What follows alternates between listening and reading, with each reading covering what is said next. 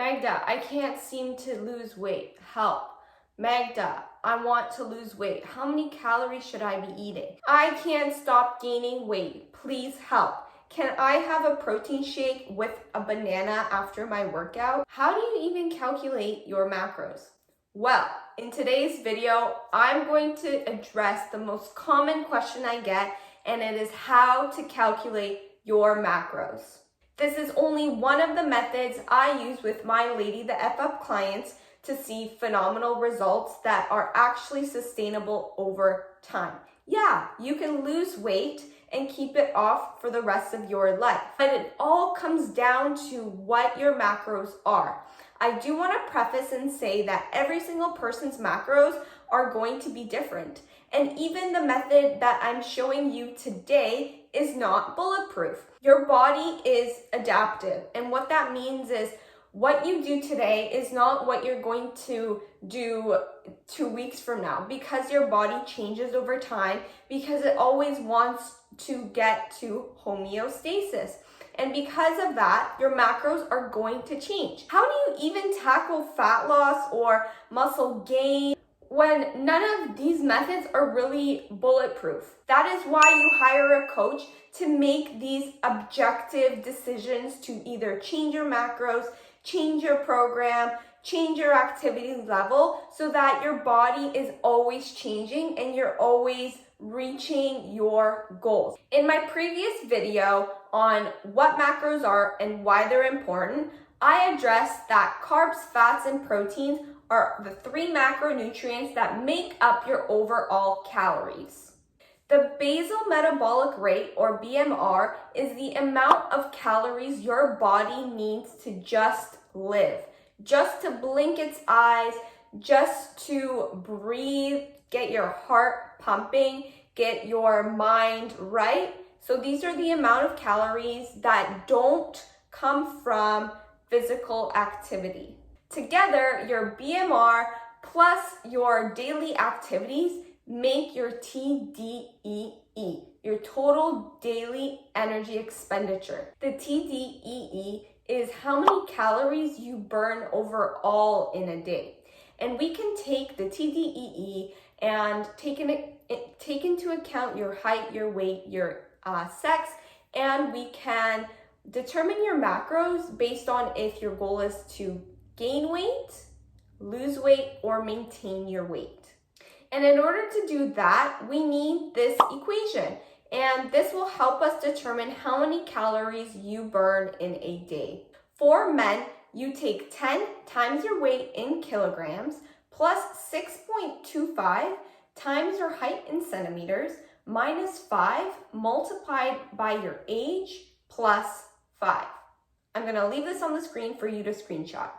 For women, you're going to multiply 10 times your weight in kilograms plus 6.25 times your height in centimeters minus 5 multiplied by your age in years minus 161. From that number, you're going to multiply it by an activity factor, which is just based on your current lifestyle. If you are somebody who is very sedentary, you're going to multiply it by 1.2. If you are lightly active, you're going to multiply that number that you got in the previous equation by 1.3. If you are moderately active, so maybe you do like 3 to 4 workouts per week where it gets your heart pumping and sweating, you're going to multiply that by 1.55. And if you are very active, working out 6 days a week, maybe you have a really labor-intensive job, you're going to multiply that number by 1.7. And now you have your TDEE. This number is very important because it is how many calories you burn in a day. So if you have a goal to lose weight, you need to eat less than that number. If you want to maintain your weight at what it is right now, you need to eat that amount of calories. If your goal is to gain weight or gain muscle size, you need to eat above the TDEE. Now we have to find your actual macros. You're going to find with macros, there's always a range. of the low end or the high end, because you really have to be honest with yourself and you need to just find what works for you. Your protein intake should be about 10% to 35% of your TDE. I generally recommend 1 gram of protein per body weight, with the exception of if you are very overweight, if you are very unhealthy, you are very new to training. Somebody who is almost 250 pounds will not necessarily need 250 grams of protein to begin. Therefore, sometimes you can take your body weight and multiply it by 0.75 to get a lower number of protein if you are in that overweight, unhealthy, has a lot of fat to lose category. If you are somebody who is very lean or wants to gain more weight, gain more muscle, you are going to set your protein a little higher than 1 pound per body weight, and that is 1.2 to 1.5 grams of protein per body weight in pounds.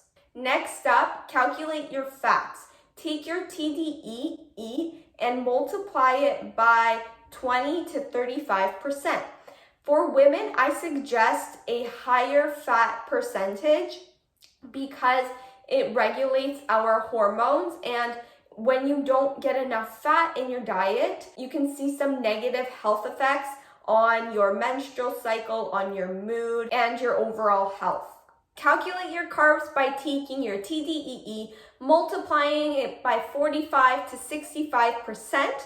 It is important to note that carbs aren't essential for overall health, but they do help performance more than fat does. If your main goal is to really perform well at the gym, to build more muscle, get fitter, I would set your carbs a little higher than 40-45%. Keep in mind, these are all general guidelines and are going to depend on you and your goals.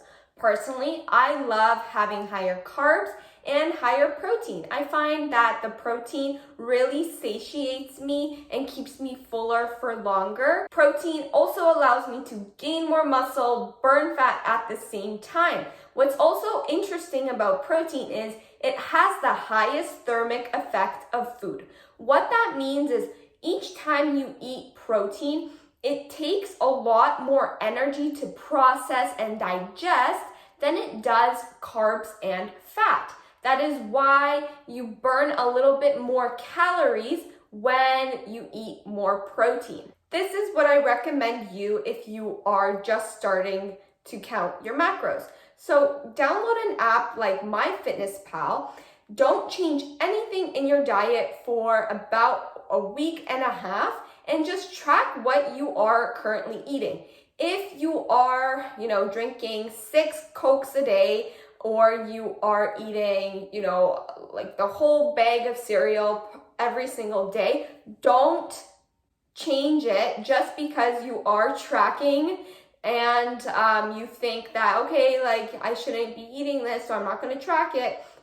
Just do it, okay? You need to face the harsh truth. You need to face your reality of what it is, and then you can determine where you are at baseline so that it doesn't come as a surprise to your body and shock your system when you start eating these new macros. From there, every week, every 2 weeks, you can adjust your macros depending on the numbers that you got from the previous calculations.